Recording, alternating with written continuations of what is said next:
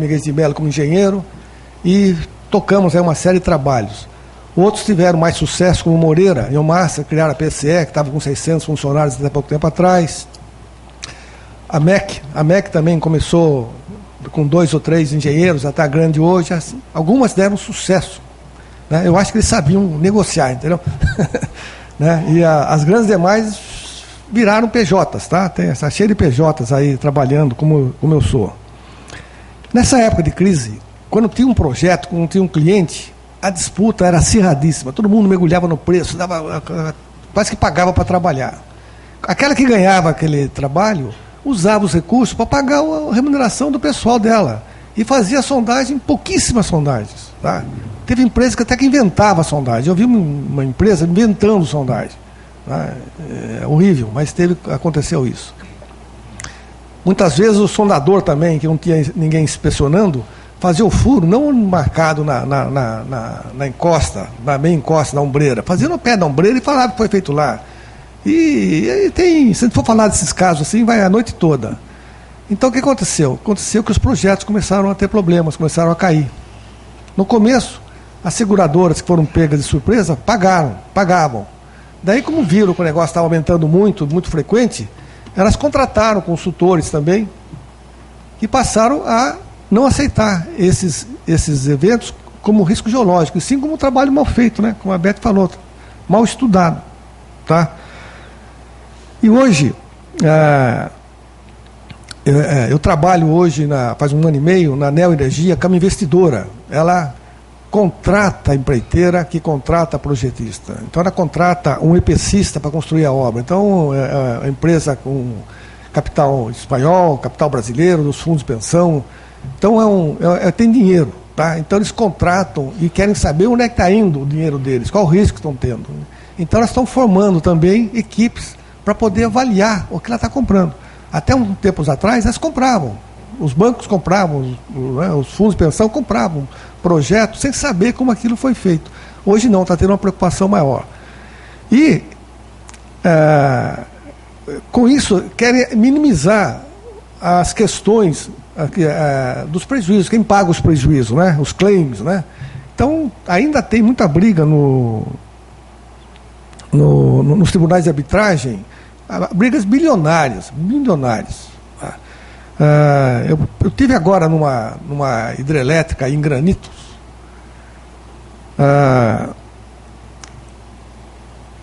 onde as sondagens que foram feitas, primeiro tem aquele conceito que se faz 3 metros, 6 metros no granito, a rocha está boa, ninguém mais fundo. Se a escavação tem 40, 50 metros, você para por ali mesmo. Eu também tinha esse conceito. Tá?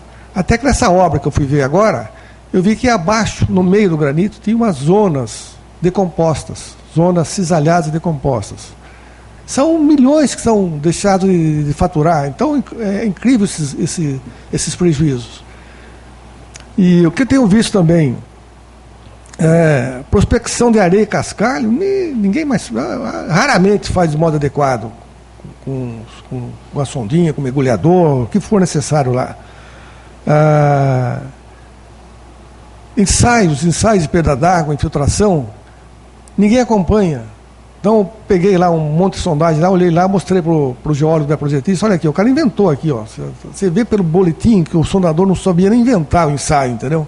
Não é o dono da empresa de sondagem, é o sondador, ele ganha por produção. Tá? O ensaio de perda d'água é um saco para ele daí. Se não tiver obrigado a fazer, ele não faz. Além disso, aqueles mestres de sondagem não existem mais. Tem um mecânico lá que virou sondador. Ele nem sabe o que está fazendo, mas até ele faz aquilo lá. Ensaio de perda d'água para ele é um troço assim, misterioso, entendeu? Então tem que ter o técnico, tem que ter o geólogo no pé da sondagem mesmo. Deixa eu ver mais alguma experiência aqui que vale a pena citar. Bem, na Neo Energia, agora eu participo de reuniões com os empreiteiros, porque eles fazem negócio, né? Formam consórcios. Então, vai ter um leilão agora no fim do ano de usina hidrelétrica, os consórcios já estão formados. Tá? Tem uns 9, 8 consórcios que vão disputar esse dinheiro, esse projeto.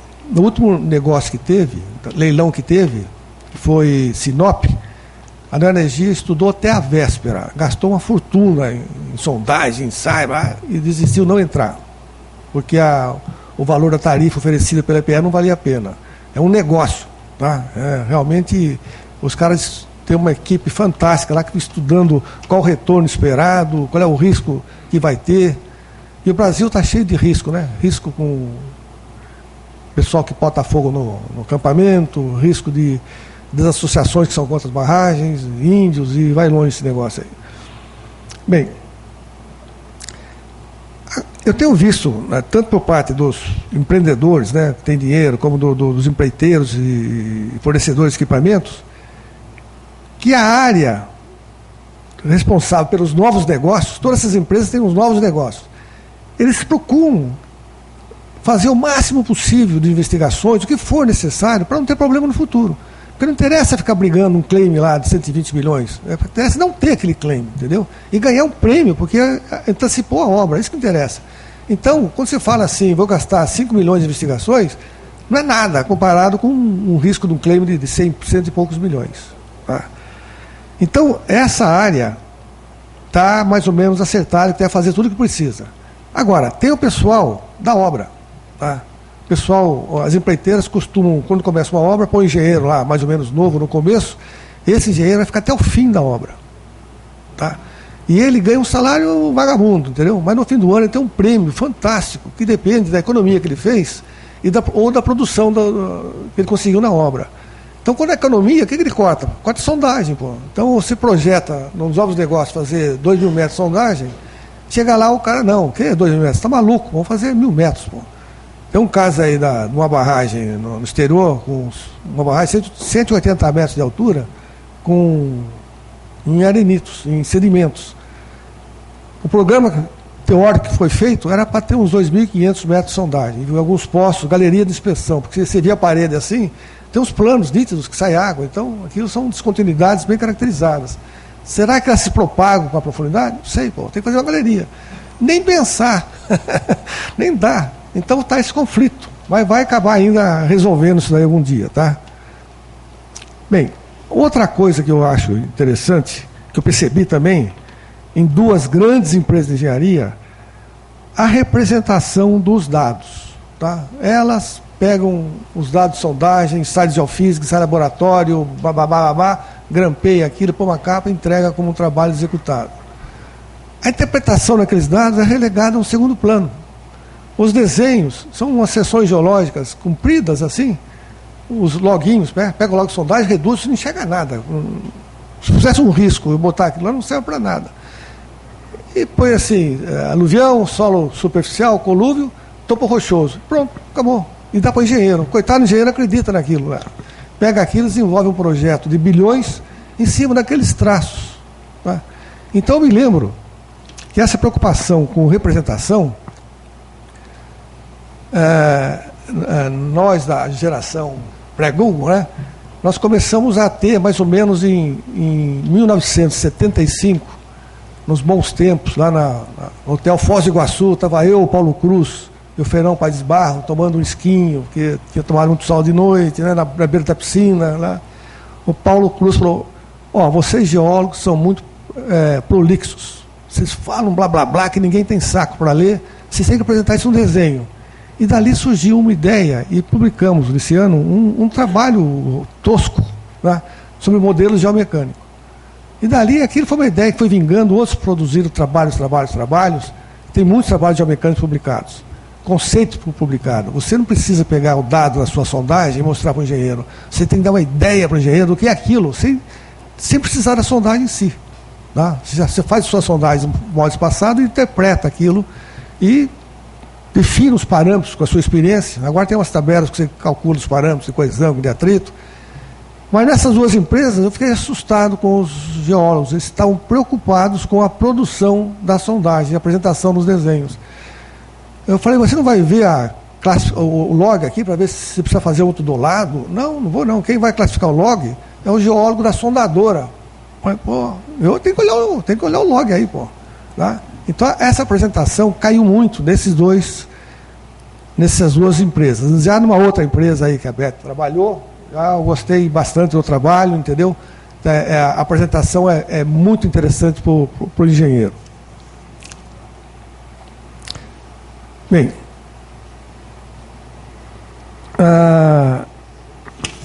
recomendações, né? Para não repetir o que já falaram, tá certo? Eu, além da fusão das empresas, né, que tinha que ter isso daí, eu acrescentaria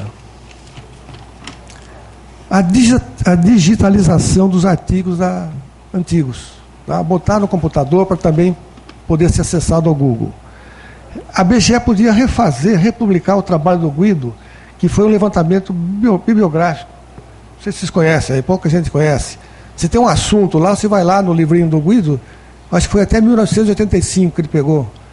Você acha onde está o artigo, pelo nome, o que representa.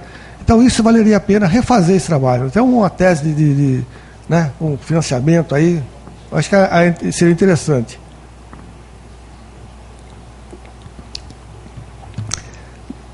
Além daqueles cursos que eles já citaram, né, dá cursos para geólogos, sobre barragem, estradas, túneis, mostrar para o geólogo o que é isso daí, o que o engenheiro entende e precisa dele, né? Gerenciamento de projetos. O geólogo tem que aprender como gerenciar um projeto, saber o caminho crítico, esses cronogramas, aprender, não adianta ele ficar craque na classificação da rocha, tem que entender como se monta um projeto.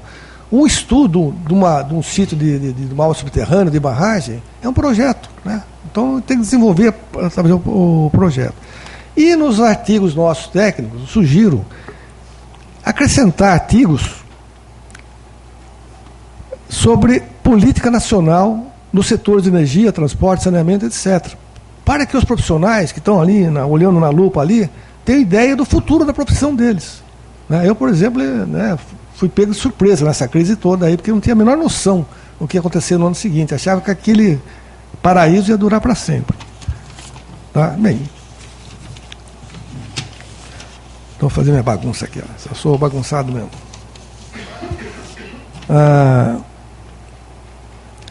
Mas hoje, o que a gente vê aí nas empresas, né? Um monte de jovens entusiasmados, geólogos, engenheiros, misturado com o pessoal de cabeça branca, né? Com mais de 50 anos para mais.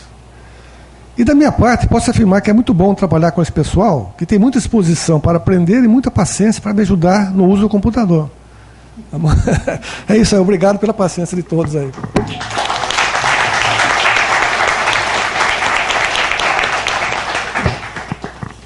Gostaria de parabenizar a exposição de cada um dos expositores aí, dos palestrantes. Excelente. Beth, eu queria te alertar, e como os demais também, participantes da mesa, que consolidasse isso num documento e para a gente poder incluir nesse documento aqui da BGE, 45 anos. Fernando, por favor.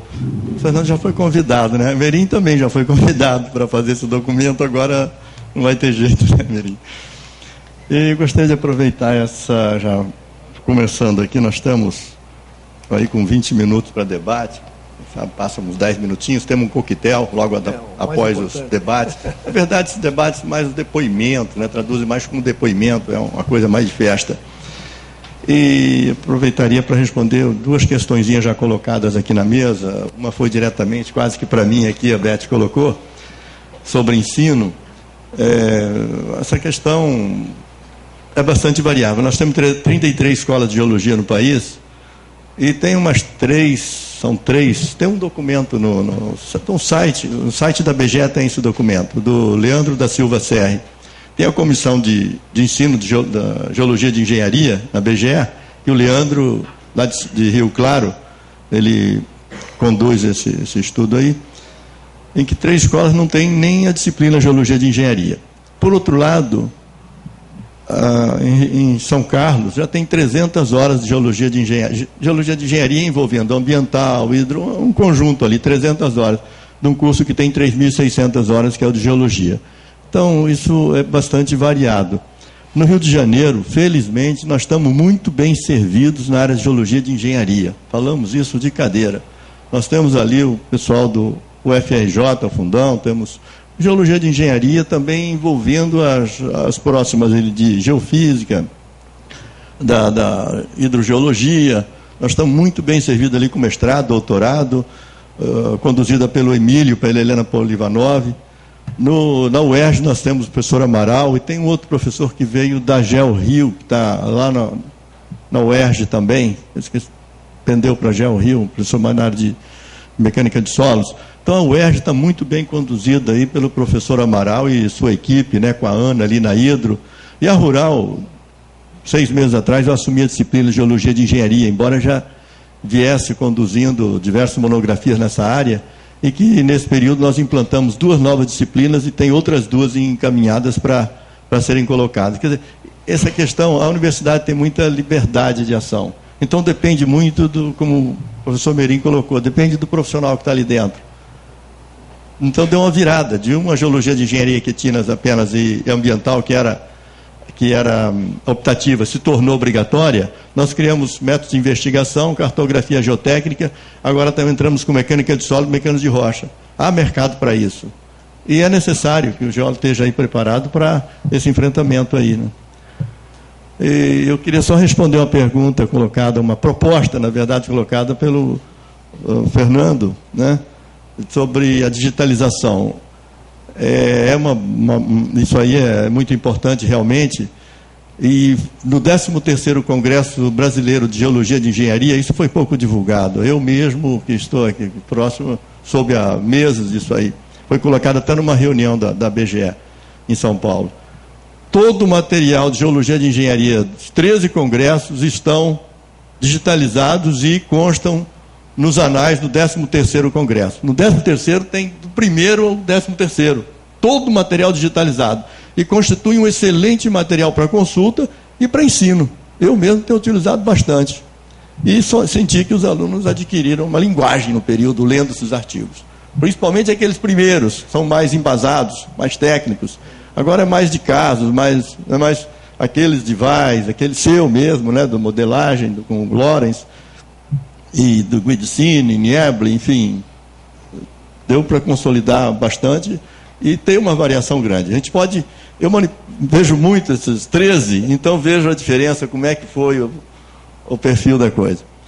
Agora, eu queria alertar, então, todos permanecessem, para a gente ter o coquetel com a participação de todos. Nós vamos ter aí uns 20 minutinhos, ou 15 a 20 minutinhos de depoimentos. Gostaria que se inscrevessem. Estou vendo lá o professor Amaral já se colocando. Por favor, vou levar aí. Está aqui o Latigé também, muito bem já. Segundo.